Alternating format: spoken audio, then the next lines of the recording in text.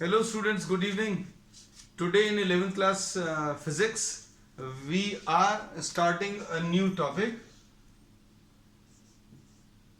product of vectors. Product of vectors. अब हम लोगों ने वेक्टर्स के बारे में बहुत कुछ पढ़ लिया है, एडिशन पढ़ लिया, एडिशन के डिफरेंट रूल्स पढ़ लिए. Now we'll be studying something about the product of vectors. तो अब इसमें देखो, प्रोडक्ट ऑफ वेक्टर्स में तीन टाइप के प्रोडक्ट्स अभी हम लोग डिस्कस करने वाले हैं, है ना. अब इनकी जरूरत क्यों है, डिफरेंट टाइप ऑफ प्रोडक्ट्स क्यों डिफाइन कर रहे हैं, ये अभी टॉपिक्स में जैसे जैसे आगे बढ़ेंगे वैसे एक्सप्लेन करते जाएंगे. अब इसमें स्केलर मल्टीप्लाइड बाय वेक्टर, एक तो ये पढ़ेंगे, और फिर वेक्टर मल्टीप्लाइड बाय, हम देखो पूरा वर्ड लिख रहे हैं, इसका रीजन क्या है ये अभी आगे क्लियर हो जाएगा. किसी को नहीं तो मन में ये लगता है कि ये मल्टीप्लाइड लिखना, तो मल्टीप्लाइड ऐसा क्यों नहीं लिखते, क्योंकि मल्टीप्लिकेशन वेक्टर्स में ऐसा नहीं लिखते, ये वाला साइन नहीं रहेगा, ये भी रहेगा, but we'll be having some different notations, है ना.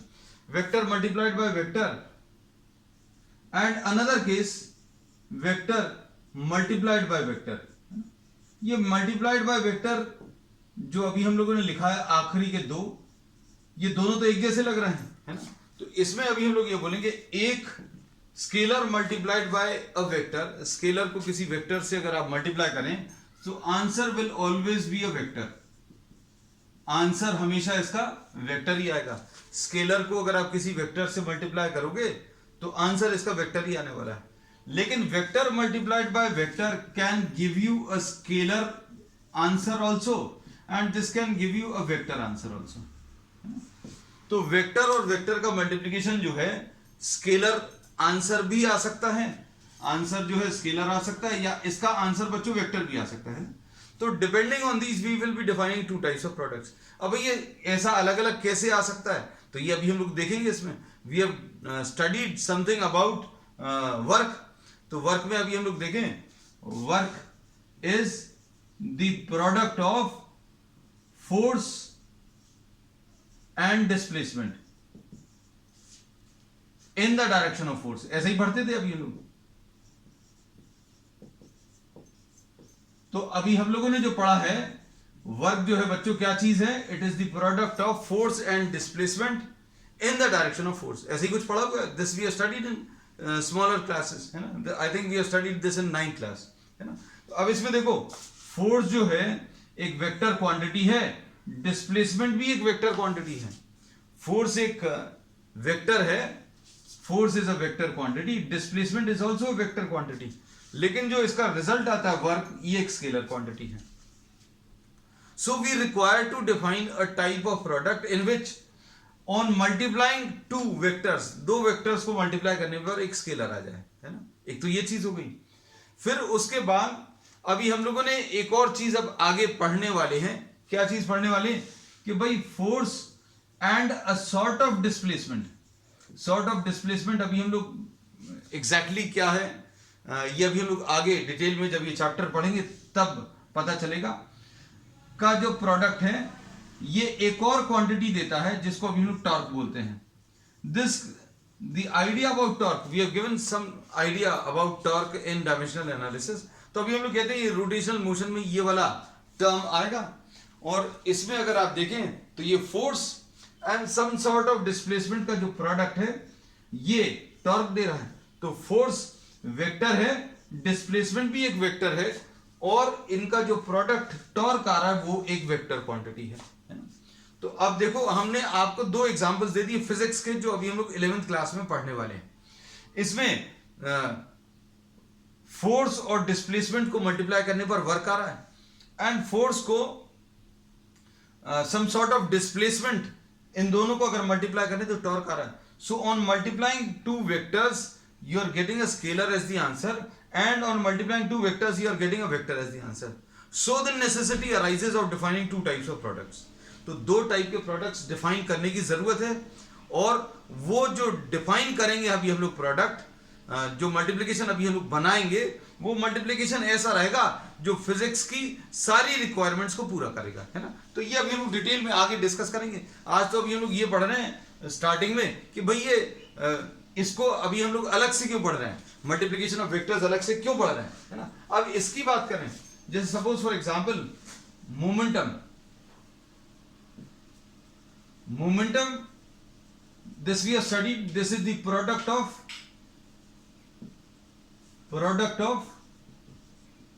mass and velocity, ठीक है।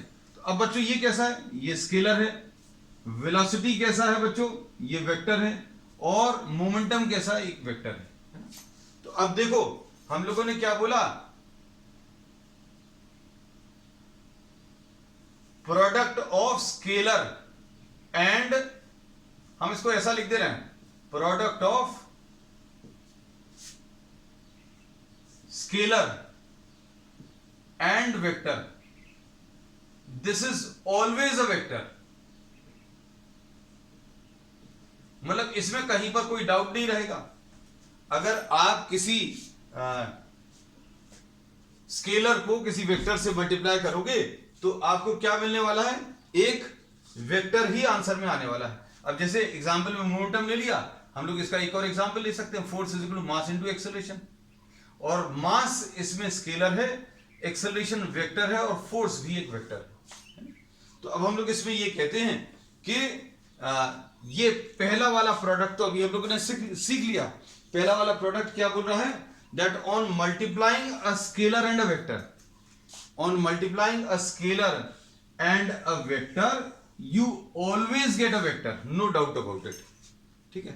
स्केलर और वेक्टर को अगर आप मल्टीप्लाई करोगे तो आपको क्या चीज आंसर में आएगी, आपको आंसर हमेशा वेक्टर आएगा। अब इसको अभी हम लोग ऐसा भी कह सकते हैं, देखो इसको अभी हम लोगों ने इनिशियल स्टेजेस में भी पढ़ा था, इसको scalar multiple of a vector भी बोलते हैं, scalar multiple of a vector.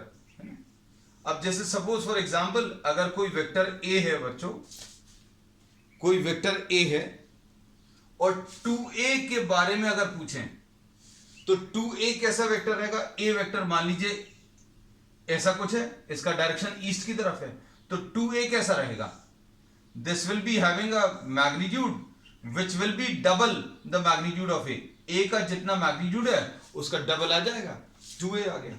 तो ये देखो ये तो एक वेक्टर है और ये एक स्केलर है, तो स्केलर और वेक्टर को अगर आप मल्टीप्लाई करोगे तो आंसर वेक्टर में आएगा, है ना। अब इसके बाद अगर आप ऐसा बना लें, ये 3 बार, ये ए है, ये ए है, ये ए है, जितना मैग्नीट्यूड ये लिया 3 बार ड्रॉ कर दिया, लेकिन इसमें डायरेक्शन आपने ऐसा ले लिया, तो ये कितना आ जाएगा बच्चों, -3 आ जाएगा, है ना। तो अब हम लोगों को पहले वाले के बारे में पता चल गया। पहला वाला क्या है कि भैया अगर आप किसी वेक्टर को किसी स्केलर से मल्टीप्लाई करोगे, किसी वेक्टर को किसी नंबर से मल्टीप्लाई करोगे तो आंसर क्या आने वाला, एक वेक्टर ही आने वाला। भैया ए अगर वेक्टर है तो 2a भी एक वेक्टर ही आएगा। डायरेक्शन सेम होगा अगर ये नंबर पॉजिटिव है, डायरेक्शन ऑपोजिट हो जाएगा अगर ये नंबर नेगेटिव है। So we have studied about the first case. तो ये याद रखना कि अगर आपने किसी वेक्टर को किसी स्केलर से मल्टीप्लाई किया, किसी वेक्टर को अगर आपने स्केलर से मल्टीप्लाई किया तो बच्चों क्या आने वाला है, आंसर वेक्टर में ही आने वाला है। जैसे एग्जांपल के लिए suppose a is 3i plus 4j plus 5k और इसमें 7a अगर पूछ लिया तो आंसर क्या आने वाला है, देखो ijk के टर्म्स में मतलब ये वेक्टर है, 7i मतलब कितना आ जाएगा 21i, 7a जो है 21i plus 28j plus 35k। तो ये एक एग्जांपल हो गया। So this is the first case. तो फर्स्ट केस अभी हम लोगों ने डिस्कस कर लिया। पहला केस क्या था, जिसमें एक स्केलर को आपने वेक्टर से मल्टीप्लाई किया और आंसर हमेशा वेक्टर ही आएगा। अब सेकंड और थर्ड को बहुत इलेबोरेट करके अभी हमें डिफाइन करना पड़ेगा। सेकंड और थर्ड क्या है, सेकंड वाले में अभी हमने बोला कि vector multiplied bye a vector will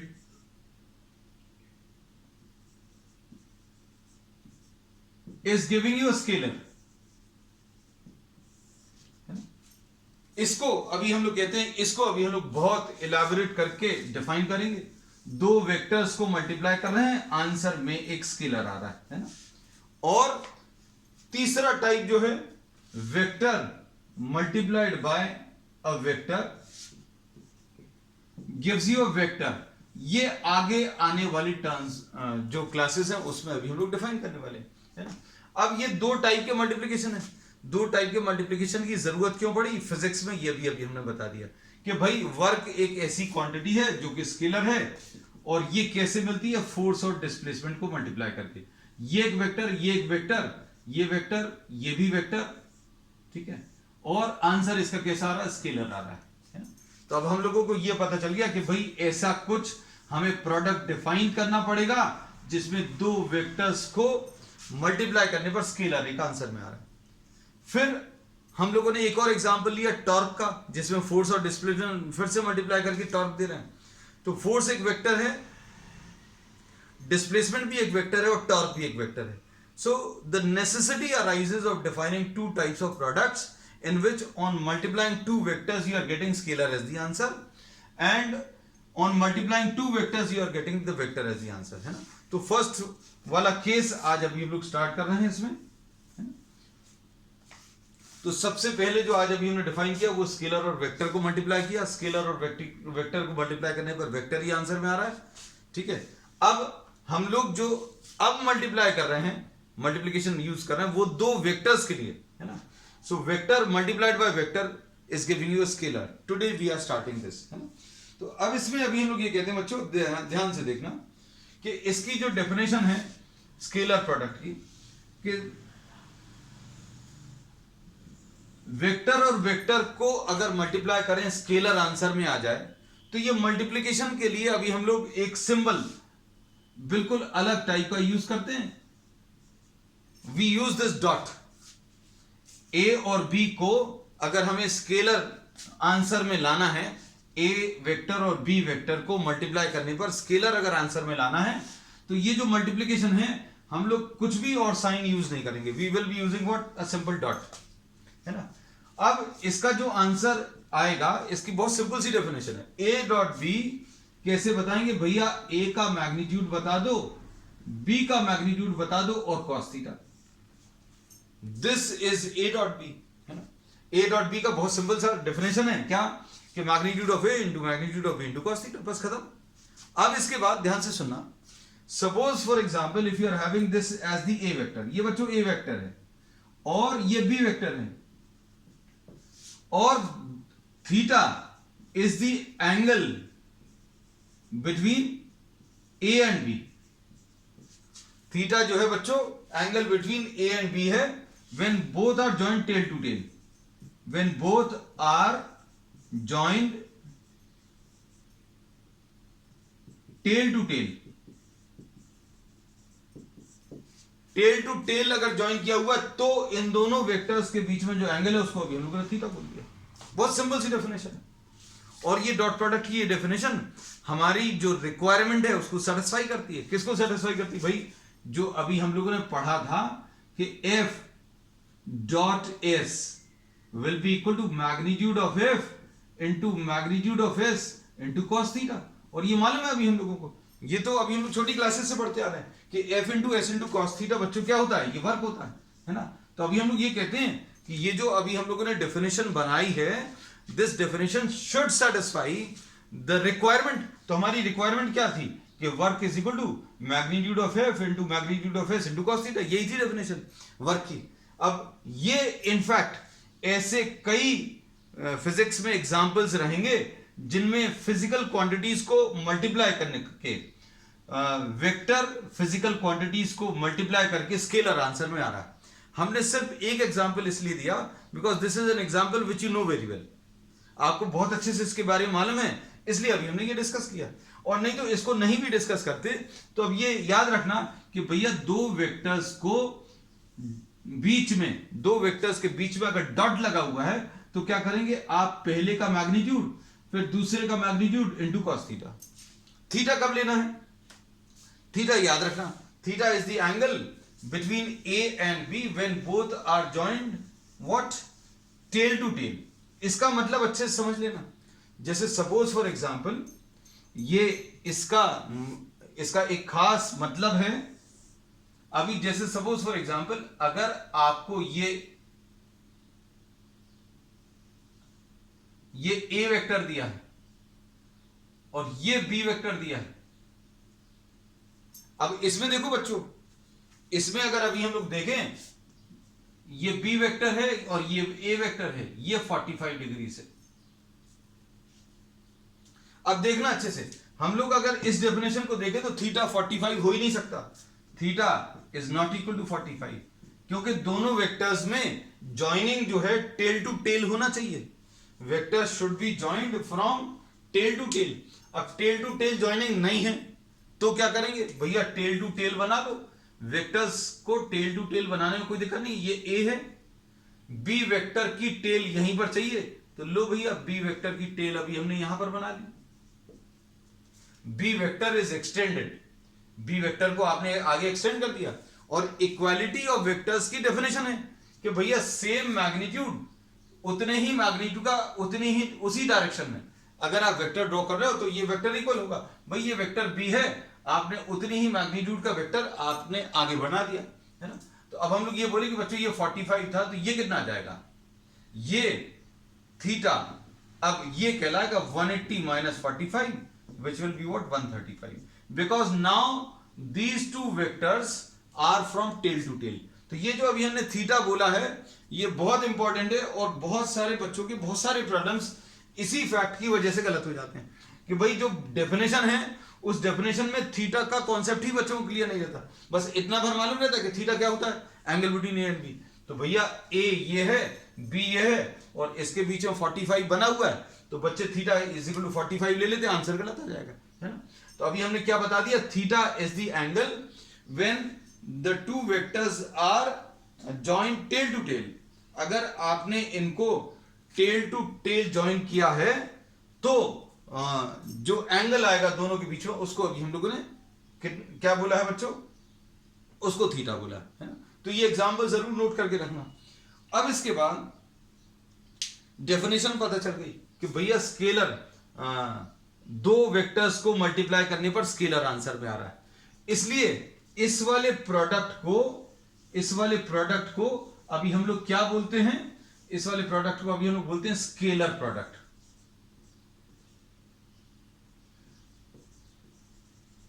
इसको स्केलर प्रोडक्ट क्यों बोलते हैं, और this is also called dot product, है ना।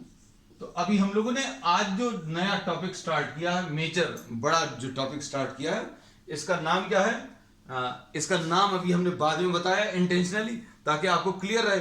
पहले हेडिंग डाल देते तो शायद आपको समझ नहीं आता ये स्केलर प्रोडक्ट या डॉट प्रोडक्ट क्या है ना। तो अब इसका स्केलर प्रोडक्ट नाम क्यों है, क्योंकि आपने दो वेक्टर्स को मल्टीप्लाई किया, दो वेक्टर्स को मल्टीप्लाई करके स्केलर आंसर में आ रहा है, आंसर स्केलर आ रहा है इसलिए स्केलर प्रोडक्ट बोला। और दोनों वेक्टर्स को मल्टीप्लाई करते समय जो अभी आप बीच में सिंबल यूज कर रहे हो वो डॉट का यूज कर रहे हो, इसलिए डॉट प्रोडक्ट, है ना। अगर आप जब भी डॉट प्रोडक्ट के प्रॉब्लम्स करें तो इस चीज में विशेष ध्यान रखना कि भैया इधर बीच में डॉट जो है बहुत प्रोमिनेंट रहे, अच्छे से दिखे, है ना। अगर आप एक सिंपल सा डॉट लगाओगे हो सकता है आप ही को नहीं दिखे, आपको कंफ्यूजन हो जाए। और ए और बी के बीच में अगर कोई सिंबल नहीं लगा है, ए वेक्टर और बी वेक्टर के बीच में अगर कोई सिंबल नहीं लगा तो वैसे भी इसका कोई मतलब नहीं होता। This is meaningless, this is completely meaningless, है ना। तो ये याद रखना भाई, ये जो है दिस इज मीनिंगलेस। और अगर आपने 3 डॉट ए लिख दिया तो ये भी मीनिंगलेस है। क्यों, क्योंकि ये डॉट जो साइन लगता है दो वेक्टर्स के बीच में लगता है, भैया ये तो वेक्टर नहीं है ना। ये क्या चीज है, ये स्केलर है, ये वेक्टर है। तो ये दोनों ही चीजें without any operator and with a dot in between, ये दो वेक्टर्स के बीच में अगर डॉट नहीं लगा है तो मीनिंगलेस है, या कोई भी सिंबल नहीं लगा तो मीनिंगलेस है ना। और एक वेक्टर और एक नंबर के बीच में अगर डॉट लगा दिया तो ये दोनों चीजें जो है दीज आर मीनिंगलेस। तो ये याद रखना। अब अगर 3a लिखना है तो 3a ऐसे ही लिखोगे आप। और 3a का मतलब क्या है, ये आज अभी हम लोग क्लास में शुरू में बता ही चुके हैं 3a का मतलब क्या होता है। तो अब हम लोगों को पता चल गया डॉट प्रोडक्ट क्या होता है। तो डॉट प्रोडक्ट होता क्या बच्चों, magnitude of A into magnitude of B into cos theta. ठीक, याद रखना। अब थीटा क्या होता है, बस इसमें दो ही चीजें याद रखनी कि एक तो फॉर्मूला, और थीटा क्या है वो भी इंपॉर्टेंट है। Theta is the angle between A and B, है ना। चलो चले आगे। अब देखो इसको अभी हम लोग सिंपल भाषा में ए बी कॉस थीटा भी लिख देते हैं, है ना। अब इसका मतलब क्या है कि मैग्नीट्यूड ऑफ ए बच्चों क्या होता है, ए होता है, इसको ऐसा लिख सकते हैं। मैग्नीट्यूड ऑफ बी क्या होता है बच्चों, ये बी होता है। तो मैग्नीट्यूड ऑफ ए स्मॉल ए है, मैग्नीट्यूड ऑफ बी बच्चों क्या है, स्मॉल बी है। तो इसको अभी हम लोग ए बी कॉस थीटा, आपको बार बार नहीं लिखना पड़े इसलिए अभी हम लोग ऐसा लिख सकते हैं। ठीक, इनके बीच में भी अब डॉट मत लगाना, ये याद रखना, क्योंकि मल्टीप्लिकेशन के लिए अभी तक हम लोग क्या कर लेते थे, डॉट यूज कर लेते थे, लेकिन वेक्टर्स को सॉल्व करते समय आप डॉट का यूज जो है थोड़ा सा सोच समझ कर करिएगा, है ना। जैसे एग्जाम्पल के लिए अगर अभी हमने कहीं कहीं पर प्रॉब्लम्स में कोई पूछ लेता है कि ए डॉट बी निकालो, तो ए डॉट बी तो निकाला जा सकता है, लेकिन अगर किसी ने ये पूछ लिया है तो ये मीनिंगलेस होगा। क्यों? क्योंकि इसका आंसर कैसा आएगा, ए डॉट बी का आंसर स्केलर आएगा, और स्केलर का डॉट प्रोडक्ट वेक्टर के साथ, ये कैसा है, ये फिर से मीनिंगलेस। तो ये यहां पर अभी हम लोग एक चीज और बढ़ा दे रहे हैं कि A dot B dot C, ये भी मीनिंगलेस है। क्यों?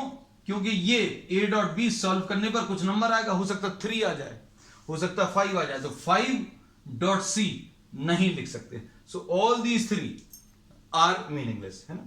तो अब हम लोग इसमें ये कहते हैं कि ये स्केलर प्रोडक्ट अभी हम लोगों को पता चल गया। भाई स्केलर क्यों है आंसर में, आंसर में देखो A dot B is magnitude of A into magnitude of B into cos theta. तो बच्चों ये क्या आएगा, ये कोई नंबर आएगा। मैग्नीट्यूड ऑफ ए सपोज 5 आ गया, और मैग्नीट्यूड ऑफ बी सपोज 3 है, और कॉस थीटा सपोज थीटा की वैल्यू 60 डिग्री है, तो ये भी कोई नंबर है। तो आंसर सॉल्व करने पर कैसा आएगा, इसमें वेक्टर जैसा कुछ रहेगा नहीं। भाई जो इसका आंसर आ रहा है वो एक मैग्नीट्यूड है, मतलब एक नंबर है, ये एक मैग्नीट्यूड है, ये भी एक नंबर है, कॉस थीटा ये भी एक नंबर है ना। तो आंसर में क्या आ रहा है, एक नंबर आ रहा है, प्योर एक नंबर आ रहा है, कोई डायरेक्शन नहीं आ रहा। So therefore we say that the answer of A dot B is what, a scalar, मतलब इसमें कोई डायरेक्शन नहीं है, इसलिए इस प्रोडक्ट को अभी हम लोग स्केलर प्रोडक्ट बोलते हैं, है ना। तो अब हम लोगों को यह पता चल गया कि इसका आंसर स्केलर आता है, इसलिए स्केलर प्रोडक्ट, और इनके बीच में डॉट लगा हुआ है, इसलिए इसको अभी हम लोग डॉट प्रोडक्ट बोलते हैं, है ना। तो अब इसमें कुछ केसेस अभी हम लोग डिस्कस करेंगे बच्चों।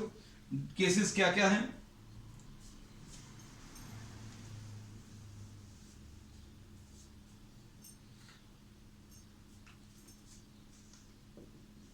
Theta is equal to 0 degrees.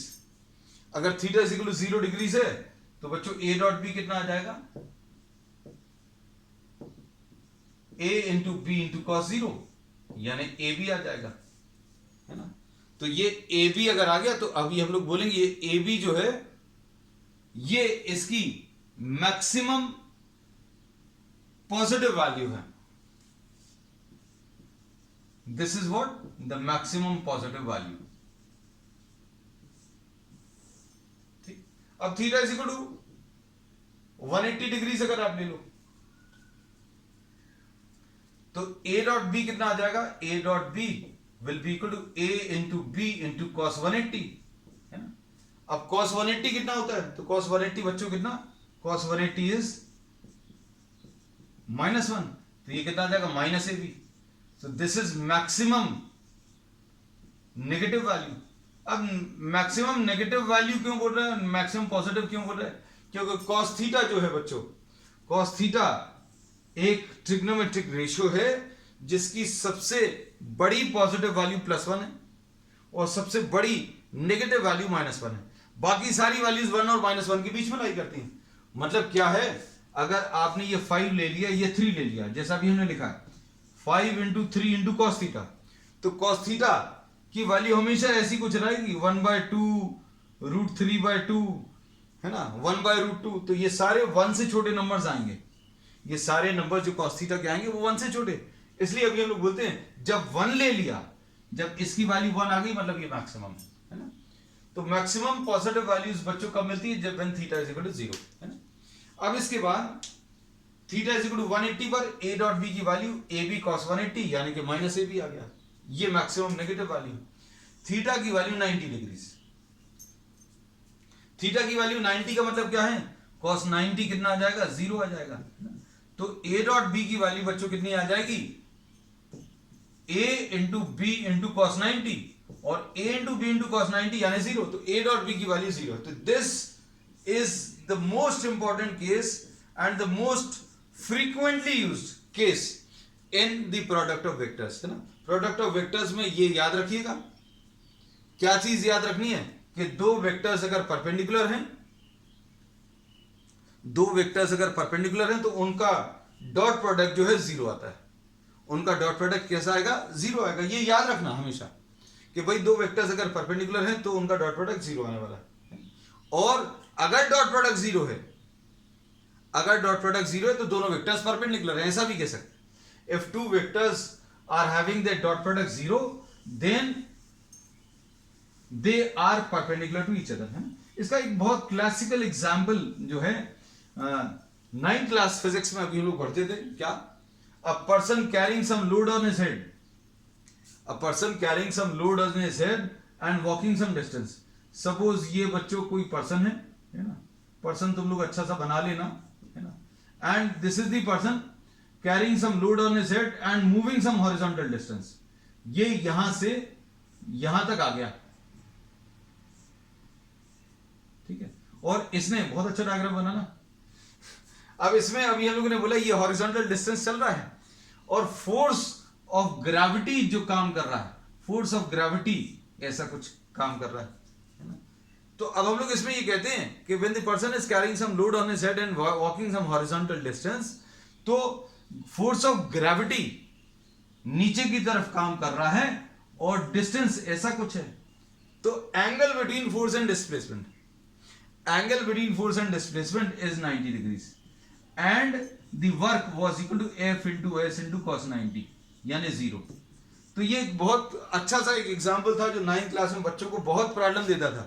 9th class की फिजिक्स में बच्चों को यही पढ़ाया जाता है कि if the person is carrying some load on his head and walking some horizontal distance then the work done by the gravity force, force of gravity कैसे काम करता है? वर्टिकली डाउनवर्ड डायरेक्शन, और ये हॉरिजॉन्टल डिस्टेंस है। अब इन दोनों के बीच में डिस्टेंस, इन दोनों के बीच में एंगल, फोर्स ऐसा है, डिस्प्लेसमेंट ऐसा है। मतलब अभी हम लोग ये बोलेंगे डिस्प्लेसमेंट ऐसा है और फोर्स ऐसा है, तो इन दोनों के बीच में एंगल 90 है। कहीं पर भी कितना भी डिस्टेंस चलेगा फोर्स ऐसे ही रहेगा, डिस्प्लेसमेंट ऐसे ही आने वाला है। तो इनके बीच में एंगल 90 है, मतलब वर्क डन 0 है। तो अब हम लोग यही कहते हैं, ये याद रखना कि अगर दो वेक्टर्स परपेंडिकुलर हैं, if two vectors are perpendicular to each other then the angle between then the dot product or the scalar product of the two vectors will be 0। अब इसके बाद नेक्स्ट केस, तो ये याद रखना अभी हम लोगों ने क्या बोला कि दो वेक्टर्स अगर परपेंडिकुलर हैं तो उनका डॉट प्रोडक्ट 0 आने वाला है। फिर next, theta smaller than 90, acute angle. Theta smaller than 90 है, मतलब थीटा कहां पर है बच्चों? फर्स्ट क्वाड्रेंट में है। 0 और 90 के बीच में अगर एंगल है, 0 और 90 के बीच में एंगल अगर है, तो अभी हम लोग मालूम है बच्चों all trigonometric ratios are positive. यहां पर 90 और 180 के बीच में अगर एंगल ले लिया तो साइन पॉजिटिव होता है ना। साइन पॉजिटिव होता है। ये अभी हमने मैथमेटिकल टूल्स में ये चीज पढ़ाई है। जिन लोगों को नहीं याद तो अभी हम याद भर करा दें कि 90 और 180 के बीच में कोई भी एंगल लोगे तो साइन पॉजिटिव आएगा, कॉस लेकिन नेगेटिव आएगा। हमें साइन थीटा से मतलब नहीं है, क्योंकि ए डॉट बी में क्या चीज यूज हो रही है? आपको जो यूज हो रहा है वो है cos theta. So when theta is lying between 0 and 90, theta की वैल्यू बच्चों 0 और 90 के बीच में अगर लाई कर रही है तो cos थीटा पॉजिटिव रहेगा। cos theta is positive, cos theta positive है, मतलब a डॉट बी की वैल्यू बच्चों कैसी आने वाली है? पॉजिटिव ही आएगी। a dot B will be what? Positive, है ना, क्योंकि when theta is lying between 0 and 90 and theta is lying between what 0 and 90, cos theta will be positive और a dot b का आंसर कैसा आ जाएगा? a dot b का answer बच्चों a into b into cos theta। अब ये magnitude है, ये तो हमेशा पॉजिटिव ही रहेगा, ये भी पॉजिटिव रहेगा और cos थीटा के ऊपर डिपेंड कर रहा था तो cos थीटा भी पॉजिटिव है, तो ये तो पॉजिटिव रहेगा ही हमेशा। मैग्नीट्यूड किसी भी वेक्टर का ये पॉजिटिव ही आएगा, ये भी पॉजिटिव आएगा, ये भी पॉजिटिव। ये cos थीटा पॉजिटिव क्यों है? कि थीटा 0 और 90 के बीच है, तो आंसर इसका पॉजिटिव आएगा। सो हियर वी से when theta lies between 0 and 90, a dot b की वैल्यू कैसी आने वाली है? a डॉट b की वैल्यू पॉजिटिव आने वाली है। अब इसके बाद नेक्स्ट केस है इसमें theta greater than 90, theta is greater than 90 smaller than 180। अगर theta greater than 90 and smaller than 180 है तो क्या होगा?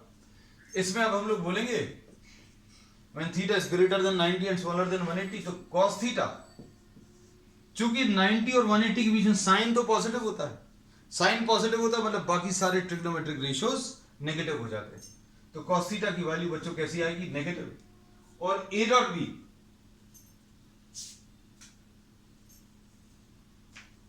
a डॉट b बच्चों इसमें कितना आ जाएगा? a dot b will be a into b into cos theta. तो अभी हमने जैसा बताया था ये तो पॉजिटिव ही आने वाला है, ये भी पॉजिटिव ही आने वाला है ना, लेकिन cos थीटा कैसा है? नेगेटिव, तो आंसर इसका कैसा आएगा? नेगेटिव आ जाएगा। So when theta is greater than 90 and smaller than 180, then a dot b comes out to be what? Negative. ठीक है, तो ये अभी हम लोगों ने बच्चों कुछ केसेस डिस्कस किए। फिर इसके बाद अभी हम लोग ले रहे हैं कुछ प्रॉपर्टीज, है ना। तो प्रॉपर्टीज में अभी हम लोग दो बहुत इंपॉर्टेंट प्रॉपर्टीज शॉर्ट में अभी डिस्कस कर ले रहे हैं, है ना। डिटेल में we'll be discussing these properties in the subsequent class. अब सबसे पहली चीज है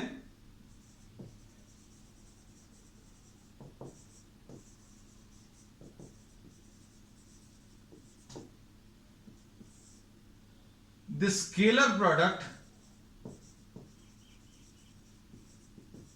is commutative।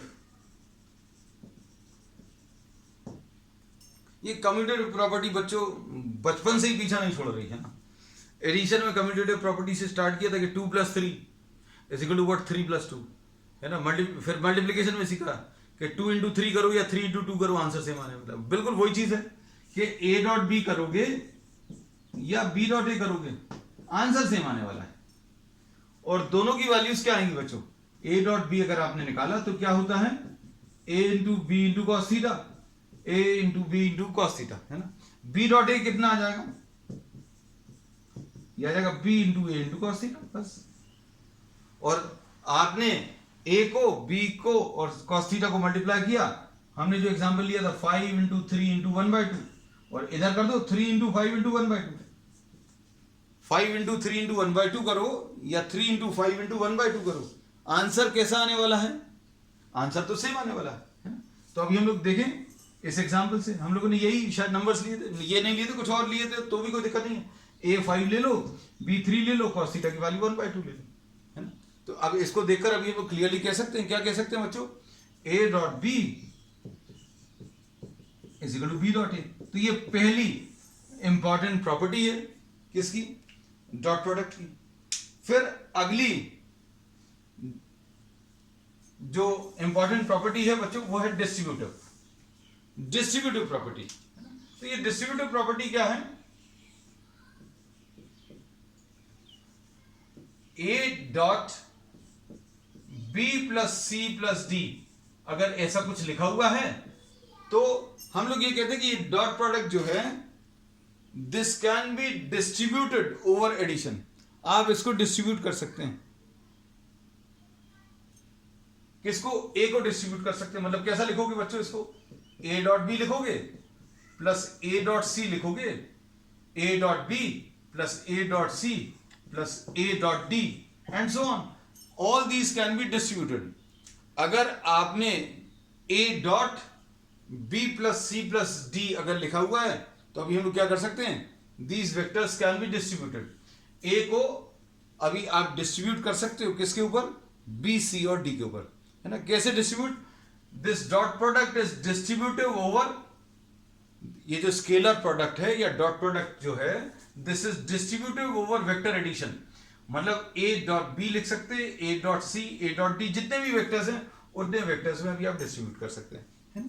अभी इसका यूज क्या है, that will be discussing in the next class. तो बच्चों आज के लिए अभी हम लोग दो इंपॉर्टेंट प्रॉपर्टीज डिस्कस कर ली हैं, एक तो कम्यूटेटिव और दूसरी डिस्ट्रीब्यूटिव, है ना। एक और ले ले रहे हैं छोटी सी, कि अगर आप किसी वेक्टर को खुद के साथ मल्टीप्लाई करो, वेक्टर ए को वेक्टर ए के साथ मल्टीप्लाई करो तो क्या आएगा, डेफिनेशन देख लो, ए इंटू कॉस थीटा।